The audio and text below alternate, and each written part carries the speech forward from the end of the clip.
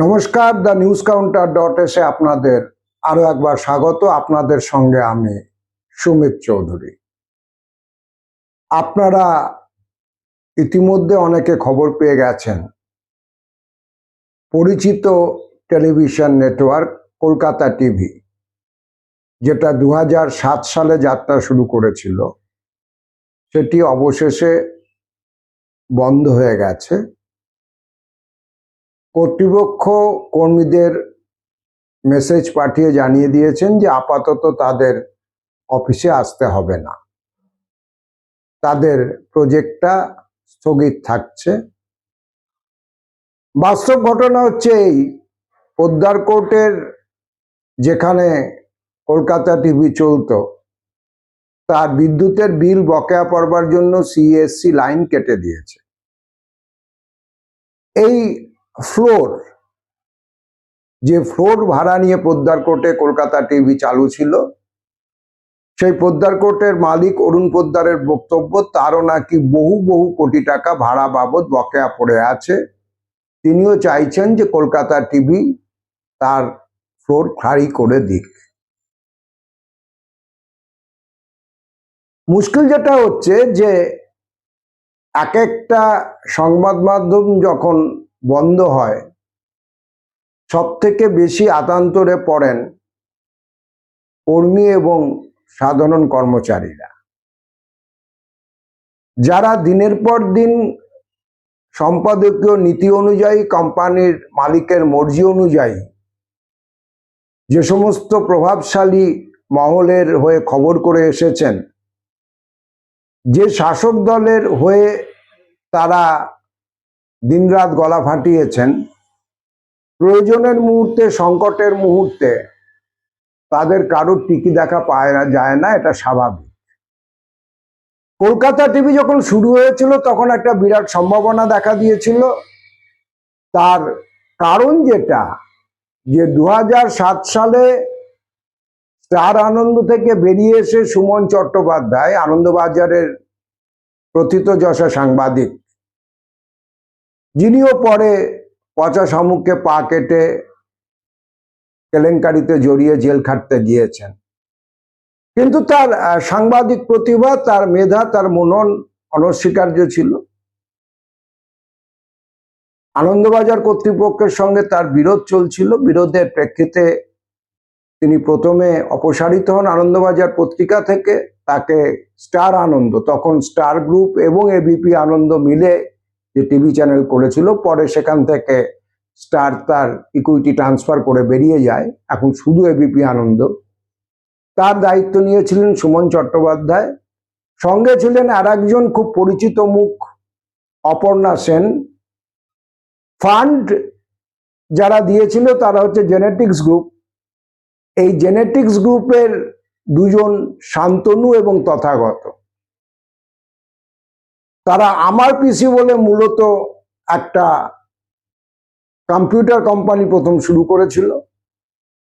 আমার যদ্দূর মনে পড়ছে, এই কলকাতা টিভি হওয়ার আরো 4-5 বছর আগে। আর পরবর্তীকালে শান্তনু একটি মোটরসাইকেল কারখানা খুলেছিলেন হাওড়ার দিকে। এখন এই শান্তনু এবং তথাগত মিলে এসএসটি মিডিয়া তারা তৈরি করেছিলেন, যেটা সুমন চট্টোপাধ্যায় অন্তত দাবি করেছিলেন যে এই এসএসটি মিডিয়া যখন করা হয়েছিল, সুমন চট্টোপাধ্যায়কে নাকি বোঝানো হয়েছিল যে এটা শান্তনু, সুমন এবং তথাগত, এস এবং টি। পরবর্তীকালে সুমন চট্টোপাধ্যায়ের সঙ্গে তথাগত এবং শান্তনুদের মতান্তর এবং মনান্তর ঘটে। ব্যাপারটা মামলা মোকদ্দমা পর্যন্ত গড়ায়। সুমন চট্টোপাধ্যায় প্রতারণার মামলা আনবেন বলেছিলেন, সেসব দিয়ে এনেছিলেন কিনা আমি জানি না। পরে তো তিনি নিজেই প্রতারণার মামলায় জড়িয়ে গিয়েছিলেন। মোদ্দা কথা হচ্ছে যে কলকাতা টিভি 2007-এ সারা জাগিয়ে শুরু করবার পর 2008-এর পর থেকে বিভিন্ন ডামাডোলের মধ্যে জড়িয়ে যায়। এরপরে যেটা ঘটে, যে শান্তনু ওই মোটরসাইকেলের গতি নাম ছিল, টু হুইলার, সেই কারখানাটা রেখে কলকাতা টিভি তথাগতকে দিয়ে দেয়।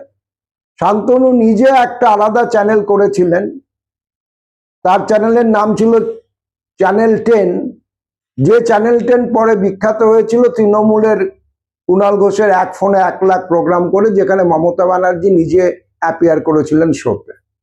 এবং এই চ্যানেল 10 আপনাদের মনে থাকবে পরবর্তীকালে সুদীপ্ত সেন কিনে নিয়েছিলেন, অথবা সম্ভবত বাই ওয়ান গেট ওয়ান পরিকল্পনাতে শান্তনু যেহেতু ওই মোটরসাইকেল কারখানা, যেটা হাইকোর্টের অবজারভেশন অনুযায়ী ডিফ্যাক্টো ডিসফাংশনাল, কোনো কিছু কাজই করতো না, সেটা সুদীপ্ত সেনকে শান্তনু গছিয়েছিলেন, যে মামলার সূত্র ধরে শান্তনু পরে জেলে যান। আর হয়তো ওই বাই ওয়ান গেট ওয়ান ডিলে চ্যানেল 10টাও নিয়ে গিয়ে পেয়ে গিয়েছিলেন সুদীপ্ত সেন, যার সিইও ছিলেন 16 লক্ষ টাকা চাকরির কুণাল ঘোষ। এটা আমরা সকলে জানি। আমি ওই বৃত্তান্তটায় ঢুকছি না, কারণ ওই বৃত্তান্তটা বলতে গেলে আর একটা মহাভারত হয়ে যাবে। আমার এই সামান্য যে যন্ত্রপাতি নিয়ে আমি কাজ করি, অত বিরাট বৃত্তান্ত সেটা ধারণও করতে পারবে না। আমি কলকাতা টিভির প্রসঙ্গে ফেরত আসি। কলকাতা টিভিতে তারপরে যেটা ঘটে, 2009 সাল থেকেই একটা প্রবল আর্থিক টানাটানি শুরু হয়ে যায়। আমার নিজের হিসেবে কলকাতা টিভির রেভিনিউ যা ছিল তার তুলনায় তারা খরচ অনেক বেশি করতেন। দুর্জনে বলেন তখন থেকে এটাকে সাইফুন অফ করা শুরু হয়েছিল।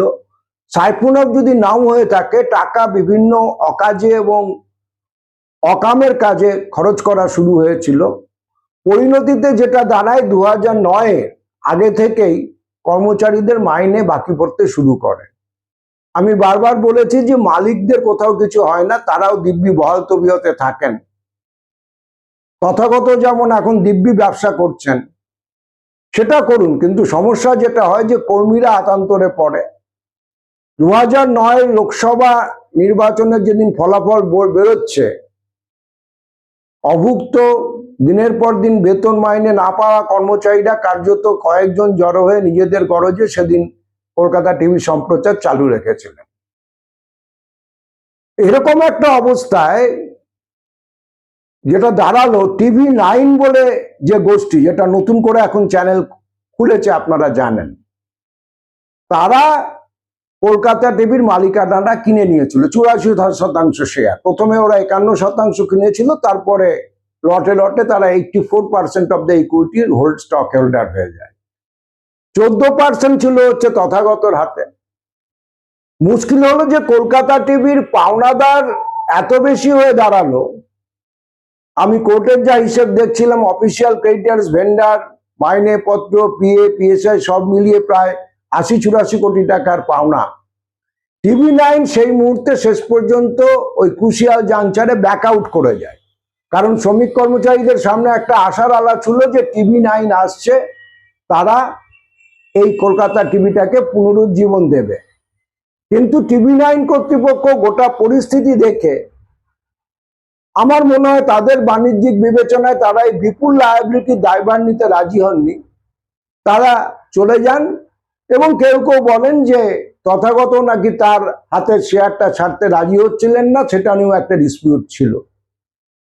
যদিও তথাগতর সঙ্গে এই পার্টিকুলার এই পার্টটা নিয়ে আমার কোনো কথা কখনো হয়নি।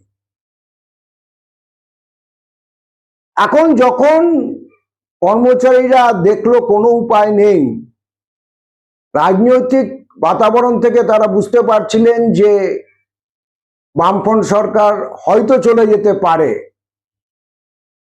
সেই মুহূর্তে শ্রমিক কর্মচারীরা নিজেরা বাঁচতে, নিজেদের রুটি রুজি বাঁচাতে মমতা বন্দ্যোপাধ্যায়ের বাড়িতে গিয়ে হাজির হয়েছিলেন। তার আগে তাদের তথাগতর বাড়ির সামনে রাস্তায় তাঁবু খাটিয়ে ধর্ণা দেওয়া, বসে থাকা, অবস্থান সব শেষ হয়ে গেছে, কিছুতে কিছু জট কাটেনি।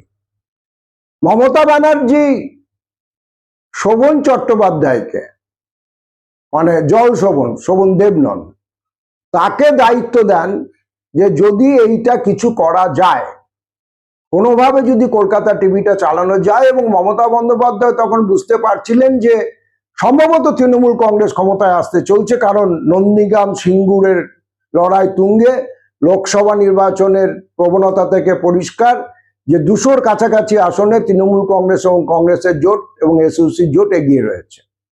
তখন এসইউসিও এবং কংগ্রেসও তৃণমূলের সঙ্গে ছিল, যেটা এখন অনেকে ভুলে যান। তো যাই হোক, এইবার শোভন চট্টোপাধ্যায় ক্লাব আরপি অর্থাৎ কৌস্তব এবং শিবাজি পাজার প্রতিষ্ঠান, তাদের সঙ্গে যোগাযোগ করেন এবং তাদের রাজি করান যে এই প্রতিষ্ঠানটাকে চালিয়ে নিয়ে যাওয়ার জন্য। মুশকিল হলো, বাই দ্যাট টাইম লিকুইডেশনের মামলা 2009-তে চালু হয়ে গেছে, কারণ বিপুল ভেন্ডার, তাদের বিপুল বকেয়া, সিকিউরড এবং ইনসিকিউরড ক্রেডিটার্স মিলিয়ে কোটি কোটি টাকা বাকি। কিন্তু তা সত্ত্বেও একটা অন্য জিনিস ঘটলো, কৌস্তবরা কর্মচারীদের নিয়ে গিয়ে আদালতে হাজির করলো এবং হাইকোর্ট তখন ওই লিকুইডেশনটার উপর একটা সাময়িক স্টে দিলেন, কর্মীদের মুখের কথা বিবেচনা করে, মুখের দিকে তাকিয়ে, যে এতগুলো লোক যদি লিকুইডেশনে কোম্পানিটা রাতারাতি চলে যায়, রুটি রুজি বিপন্ন হবে। এবং তখন কৌস্তবরা একটা কাজ করেছিলেন, সেটা হচ্ছে যে লিকুইডেটরের কাছে আদালতের নির্দেশে 2 কোটি টাকা জমা রেখেছিলেন আর্নেস্ট মানি হিসেবে। যদিও সেই 2 কোটি টাকার থেকে পরে 86 লক্ষ টাকা আবার আগে যে পার্ক স্ট্রিটের বাড়ি ভাড়া বাকি পড়েছিল, মানে এই কলকাতা টিভির বাড়ি ভাড়া বাকি পড়ার গল্পটা অনেক পুরনো। তাদেরকে 86 লক্ষ টাকা দিয়ে দিতে হয়েছিল ওই পার্ক স্ট্রিটের যে হোয়াইট হাউস নামক বাড়িটা, যেখান থেকে আগে কলকাতা টিভি চলতো, তার মালিককে। কিন্তু মজা যেটা আমি দেখছিলাম যে বিভিন্ন বিজনেস পেপার এবং আদালতের কাগজের অবজারভেশন থেকে, যে কৌস্তব রায়ের হাতে কিন্তু অফিসিয়ালি একটা শেয়ারও ছিল না, কিন্তু তিনি ডি ফ্যাক্টো কলকাতা টিভির পুরোটার নিয়ন্ত্রণ পেয়ে গেলেন। এটা আমি জানি না ভারতবর্ষের অন্য কোথাও মিডিয়ার ক্ষেত্রে অন্তত এরকম ঘটেছে কিনা। জুট মিলের ক্ষেত্রে এই ধরনের মালিকানা, আচমকা ঢুকে পড়া প্রমোটার আকছাড় আছে। জুট মিল ওটা কমন প্র্যাকটিস হয়ে গেছে, কে আসল মালিক কেউ জানে না। কিন্তু কলকাতা টিভি সংবাদ মাধ্যমে পশ্চিমবঙ্গে অন্তত একটা ব্যতিক্রম, যেখানে আইনি মালিকানা থাক বা না থাক, এই কর্মীদের সামনে রেখে কৌস্তব রায়রা কার্যত কলকাতা টিভিটার মালিকানাটা পেয়ে গেলেন। কাগজে কলমে না থাকলেও ফর অল প্র্যাকটিক্যাল পারপাসেস তাদের এই মালিকানা চলে এলো। বাকি ইতিহাস আপনারা জানেন, যে কলকাতা টিভিকে ব্যবহার করে কৌস্তব রায় মমতা ব্যানার্জির ঘনিষ্ঠ হয়ে ওঠেন। তার বিভিন্ন রাজনৈতিক এজেন্ডার সঙ্গে ব্যক্তিগতভাবে কৌস্তব ছিলেন। কৌস্তবের সঙ্গী শিবাজি পাজা, যিনি বিভিন্ন অনুষ্ঠানে মমতার মাথায় ছাতা ধরতেন, এই ক্লাব আরপি অন্যতম অংশীদার, তাকে লোকজন ছত্রপতি শিবাজি বলে ডাকতো আড়ালে। তো সে যাই হোক, ছত্রপতি শিবাজি একবার বিদেশ সফরে ছিলেন মমতা ব্যানার্জির সঙ্গে, তিনি ফেরার সময় আদালত থেকে গ্রেপ্তার হন। তারপরে মমতা ব্যানার্জি শিবাজিকে ক্যারি করা বন্ধ করেন, কিন্তু কৌস্তব থেকে গেছিলেন। আনিস খান যখন খুন হয় হাওড়াতে, আপনাদের মনে থাকবে যে তৃণমূল কংগ্রেসের পক্ষে রাজনৈতিক ডিল করতে যিনি গিয়েছিলেন, তিনি আর কেউ নন, কৌস্তব রায়। কিন্তু এই কৌস্তব রায়ও ব্যাংক প্রতারণার একাধিক মামলায় শেষ পর্যন্ত গ্রেপ্তার হন এবং জেলে চলে যান। কিন্তু জেলে চলে গেলেও কৌস্তব রায় কলকাতা টিভির যে ব্যবস্থাপনার মালিকানা, সেটার থেকে নিজেকে সরিয়ে নেননি। যদিও কলকাতা টিভির সংকট তখন থেকেই শুরু হয়ে গেছিল।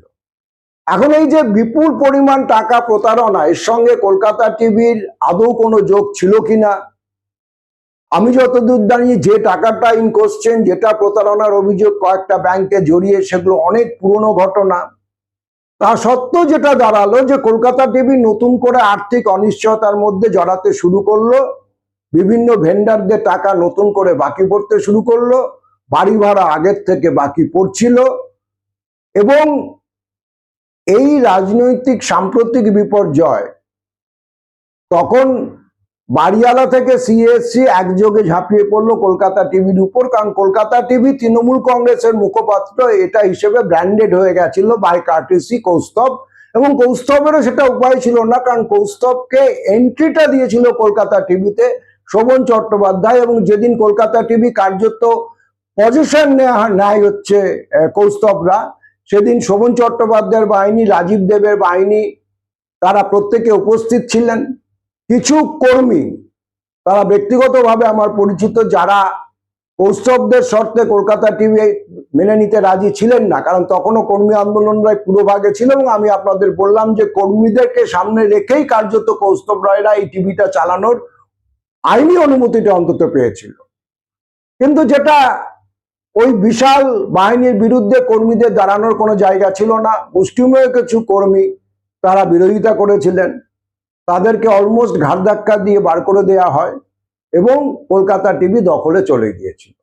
আজকে রাজনৈতিক পাশাবদল এবং পালাবদলের পরিণতিতে কলকাতা টিভির আপাতত বাতি নিভে গিয়েছে। আমি শুনেছি পরিবর্তিত রাজনৈতিক পরিস্থিতিতে কর্মীরা চেষ্টা করছেন যদি আবার অন্য রাজনৈতিক রঙের কাউকে ধরে এনে এই সংবাদ মাধ্যমটা চালু রাখা যায়। তাতে সংবাদ মাধ্যমের কিছু কর্মীর হয়তো জীবন জীবিকা রুটি রুজি বাঁচবে, মন্দের ভালো, কিন্তু তাতে আর যায় বাঁচুক, সংবাদ বাঁচবে না। আমার দুটো বক্তব্য, যে শাসকের সঙ্গে থেকে শাসকের তাবেতে চলে শেষ পর্যন্ত সংবাদ মাধ্যম কতটা টিকে থাকবে যদি না তারা নিজেরাই সরাসরি বকলমে শাসক হন। যেমন এই মুহূর্তে ভারতবর্ষের দুটি বৃহত্তম শিল্প গোষ্ঠী, তারা নিজেরাই প্রত্যেকে প্রায় 2 ডজন 3 ডজন করে সংবাদ মাধ্যম চ্যানেলের মালিক। তো সেই সংবাদ মাধ্যম বা সেই সংবাদ মাধ্যমের মালিকের সাংবাদিক স্বাধীনতা নিয়ে আমার কোনো চিন্তা বা প্রশ্ন নেই। কিন্তু যে শুধু সংবাদকে কেন্দ্র করে টিকে থাকা যে সমস্ত ছোট ছোট হাউস, এইটা গত 20 বছর 25 বছরের একটা প্রবণতা, যে অস্তিত্ব টিকিয়ে রাখার জন্য তাদের শাসকের সঙ্গে যেতে হবে বা যেতে হচ্ছে, এই একটা দর্শন চালু হয়ে গেছে। কিন্তু আলটিমেটলি সেটাতে পতন রোধ করা যাচ্ছে না। কলকাতা টিভির ইতিহাস সেই ইতিহাসটাই নতুন করে প্রমাণ করলো, তার বেশি কিছু না। দ্বিতীয় বিষয় যেটা, যে আদালত, ব্যাংক, কনসোর্সিয়াম এরা যখন কোনো প্রতিষ্ঠানকে, আমি শুধু কলকাতা টিভির কথা বলছি না, আমি সামগ্রিকভাবে বলছি, যখন তাদের কাছে যাওয়া হয় বন্ধ হয়ে যাওয়ার পর, নতুন প্রমোটার বা নতুন মালিক পক্ষ সবসময় কর্মীদের সামনে এগিয়ে যান, কর্মীদের কথা বলেন, যে কর্মীদের মুখের দিকে তাকিয়ে আদালতটা নির্দেশ দিক। কিন্তু কাজ হাসিল হয়ে যাওয়ার পর যে কোনো সংকটের মুহূর্তে সেই শ্রমিক কর্মচারীদের সবার আগে বলি দেওয়া হয়। যারা পুরনো লোক আমার মতো বা আমার থেকেও বর্ষিয়ান মানুষ যারা আছেন, তাদের মনে থাকবেন দুটো কাগজ একটা সময়ে বাংলায় যার স্বাধীনতা সংগ্রামের সঙ্গে যুক্ত থাকার ইতিহাস ছিল, যুগান্তর এবং অমৃতবাজার। এই যুগান্তর এবং অমৃতবাজার 80-র দশকের মাঝামাঝি পুরো বন্ধ হয়ে গেছিল। সেই সময় কেন্দ্রীয় সরকারের উদ্যোগে নতুন করে 10 কোটি টাকা কনসোর্সিয়াম করে একাধিক ব্যাংক দিয়েছিল যাতে এই পত্রিকাটা চালানো হয়। সেই টাকাও এসেছিল, সেই টাকাও খরচ হয়ে গেছিল, কিন্তু আলটিমেটলি যুগান্তর এবং অমৃতবাজার পত্রিকা কর্তৃপক্ষ চালাননি। আমার যা খবর এবং পুরনো দিনের যারা লোকজন তারাও জানেন যে আটার মিসম্যানেজমেন্টের জন্য এই দুটো ঐতিহাসিক কাগজ, শক্তিশালী কাগজ বন্ধ হয়ে গেছে। আমি নতুন প্রজন্মের অনেককে দেখেছি যারা সাংবাদিকতায় আসেন, তারা কেউ কেউ দর্শনগতভাবে বিশ্বাস করেন, কেউ কেউ শুনতে শুনতে মনের মধ্যে তাদেরও গেঁথে গেছে যে পশ্চিমবঙ্গের শিল্প কল কারখানা নাকি শ্রমিক কর্মচারীদের জন্য সব বন্ধ হয়েছে। এখনো অনেকেই, এই প্রবণতা অনেক বেশি, যে বামপন্থীরা সব কারখানা বন্ধ করে দিয়েছে। তো আমি অনেককে জিজ্ঞেস করেছিলাম যে ভাই, গুজরাটে গত 5 বছরে তো 11,000 কারখানা বন্ধ হলো, সেখানে বামপন্থী লাল নিশান কটা কোথায় উঠছে? সুতরাং পরিচালনার সংকট, কারখানার সংকট, এইটা যদি না দেখে তারা যদি অন্তত নিজেদের অভিজ্ঞতায় বুঝতো যে তাদের নিজেদের সহকর্মীদের, তার প্রতিষ্ঠান তো হয়তো তখনই বন্ধ হচ্ছে না, সেইগুলো যখন একের পর এক বন্ধ হয়েছে। এখানে পশ্চিমবঙ্গের চ্যানেল বন্ধ তো এই প্রথম হচ্ছে তা না, এর আগে এনি বাংলা বন্ধ হয়েছে, ফোকাস বন্ধ হয়েছে, আরো একাধিক চ্যানেল কার্যত বন্ধ হওয়ার মুখে ঢুকছে। তো এখানে শ্রমিক কর্মচারীদের দায় দায়িত্ব কতটা ছিল? আমার মনে হয় তাহলে তারা নিজেরাই এই প্রশ্নের উত্তরটা পেতেন।